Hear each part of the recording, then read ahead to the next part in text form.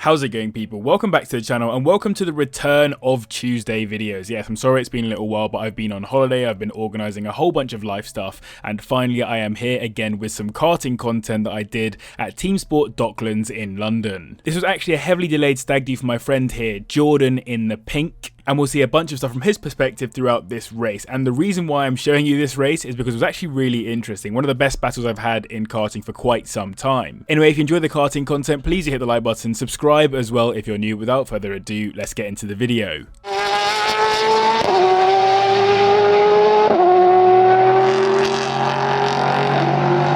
Let's jump straight into the race. I'm not going to show you the practice and qualifying, which were the two sessions previously. I came first in qualifying, which I was very happy with, but I came second in practice, so I knew it was going to be a difficult one. And the top four were separated by just 0.6 of a second. And honestly, I just feel like I got lucky with a good lap. But anyway, here we are, lined up on the grid and ready to get into the race. Let's start off by watching from Jordan's perspective here at the start, as he's slightly further back. And as you can see, I get an awful start, but I get a nice push from behind. Jordan gets off the line well, and Tim as well, who we watch from this, will also get a great start, but he comes into T2 and just gets harassed going through this corner, really fully harassed, which gives me, and I think that was Josh as well, the opportunity to jump ahead and Jordan here go into wall. But I'm able to just jump out in front, get myself a little bit of a lead alongside Josh already, just because of all the madness that's been going on. I really need to start pushing to try and get away, but straight away there you can see there is a yellow flag.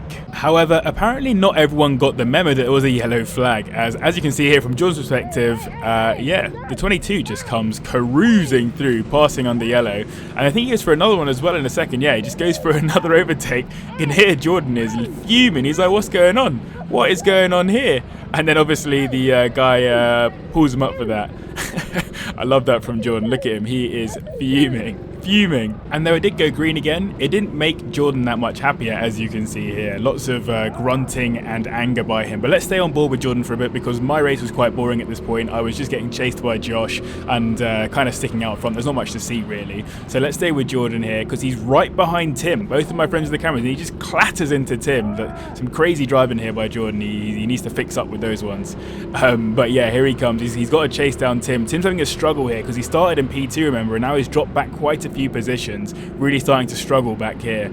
Maybe he just I know that in the qualifying he actually followed me around, and maybe that's how he got his good lap time. I won't say anything though, in case he calls me up on it. But yeah, here you can see Tim coming through this corner, trying his best to get away from Jordan. You see the no bumping sign out as well. Jordan ignores it, sends Tim into the wall there, and then still comes to the inside, pretending to be sorry about it. Not really, is he though? Let's be real here. Tim back in behind Jordan and trying to stop the bleeding now as he starts to drop back a few positions. But Jordan here making money moves, moving himself up front as quickly as he can. And he wasn't done there. Despite already having gotten a no bumping sign, he absolutely sends it up the inside number 4. Watch this, straight to the inside, late braking, and then uses him as a brake as well. Love to see that from Jordan. And again, pretends to be sorry about it. Don't just own it, Jordan, man. You obviously, this is the way you drive. You got to send for people, and I appreciate that. But yeah, then he comes back around this corner here, and for his troubles gets another no bumping sign, which he raises his fist in yeah, more faux sorriness. But we're 3 minutes 30 into the video and we still haven't seen any of me, so let's jump back to the front of the field, where I am trying my best to get past back markers as quickly as possible and start to try and pull away. And in my head I'm just focusing forward, not really knowing what's going on behind me, hit that back marker out of the way, and I get the obligatory no bumping sign. Yes, I obviously deserve that. But then back marker spins, I hit the side of them, that was the other back marker going back through, and that is Josh. Kart number three, sorry, coming past and taking over the lead of the race, which I obviously wasn't too pleased about. I was obviously quite unfortunate to lose the position out there, but I was like, that's fine, I can get him back, it's not the end of the world. So I pushed after him and I got another no bumping sign there just for good measure, even though I decided to immediately bump Josh straight afterwards, because this was just a whole suffering section.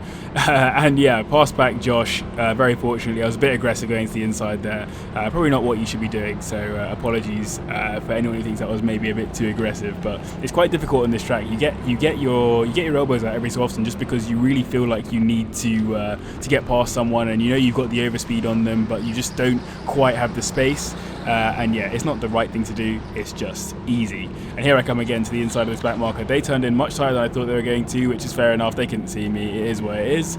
And of course, a couple of corners later, as we come through and navigate these, this is one of my favourite corners of the track actually, this nice banked turn here, it's all like Zandvoort in it.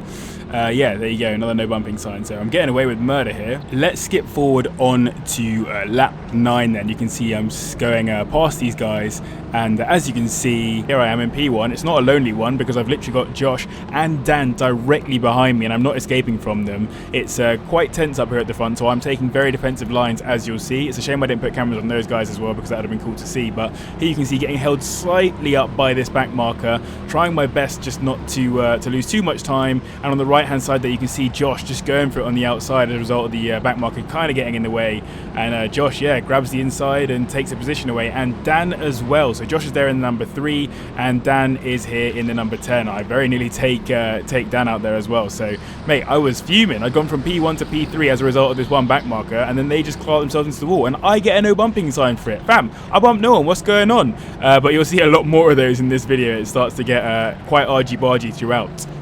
But now the job is to chase down Dan, chase down Josh, and see what I can do. Obviously, already they're starting to put a little bit of a gap between me and them, and I was slightly worried that maybe I was holding up the queue there. But fortunately, I think it was just a result of the back markers and whatever. I was sticking right with them.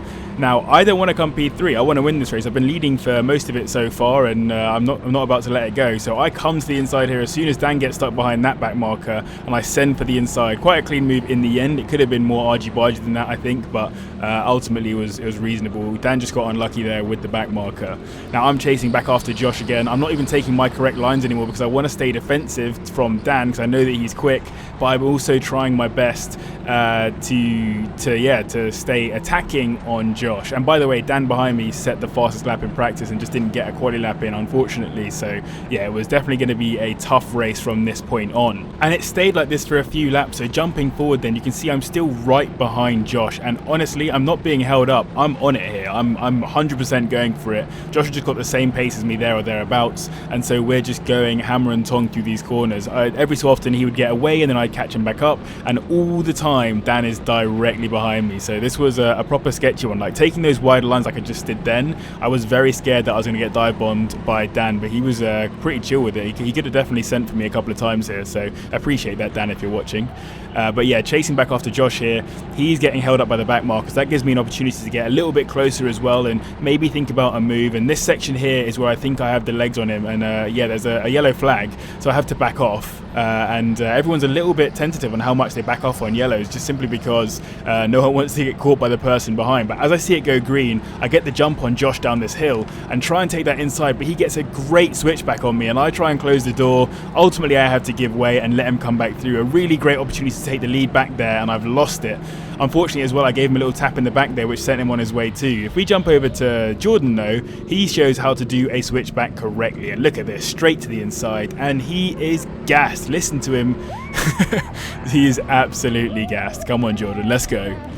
And yeah, jumping back over to me chasing after Josh here. Josh has done a great move to get back into that position there, and now I'm really feeling a sense of urgency because I've got no idea at this point where we are in the race. I don't know what position anyone else is that is around me. I obviously just know me versus Josh. I know Dan's behind me. I don't know how many laps we've done or how many minutes we've done because obviously this is a 15-minute session. I know that we're later into the race at this point, but I really don't know whether or not I've got enough laps left to try and get back past Josh. So I really need to act with a sense of urgency now and really try and get past him. So I'm following him through nice and close, doing my absolute best to stay with him, get the faster lines out some of these corners. So you can see that I got a slightly better run than him, but still not enough to really go for a move. He's taking the insides, he's getting nice and defensive, and I'm trying everything I can. Look how defensive he is. He's looking back, he's doing everything in his power to stay ahead of me, and yeah, really getting quite tough here. Really hard to follow and make sure that you're not bumping, because I was getting a lot of these no bumping signs popping out for me, whilst also just trying to get past the guy. So yes, another yellow flag right here. And unfortunately for me, this meant that I wouldn't get another chance to try and overtake Josh, as the checkered flag comes out right there to signify the end of the race. Josh is gassed. Look at him. fist up in the air. He's very pleased with that race, and fair play to him, because that was a really good battle. We battled for so many laps there, and I really enjoyed going to war with him and getting chased down by Dan as well. So a really good race in the end. And here you can see the results from that race. Josh took the victory there with a 47.3. I came P2 with a 47.1, so slightly quicker, and then Dan went even faster with a 46.9. So very good by Dan. I still haven't done a lap time that fast actually at the track. And shout out Jordan as well for coming home P for a good drive through the field there. So obviously a massive thank you to Jordan for organising this event. I really had a great time. And then a week later I went again with my work colleagues and I did a lights to flag victory, but I thought I might as well run you through my fastest lap of that session because it was a 47 flat. So coming down that hill, really trying to attack that inside. I probably could have gotten a little bit tighter there and gotten even faster. Here you can see, trying my best to just be on the throttle all the way out of here, staying nice and tight because you actually lose a bit of time there by staying on the throttle on the entrance, that exit bit there. Flat out up this straight here, not going too wide. I was maybe a little bit too much of a slide there, but not the end of the world. I managed to keep the momentum anyway, coming wide here and then sweeping across flat out, not going out too wide, just basically going as fast as the car needs to.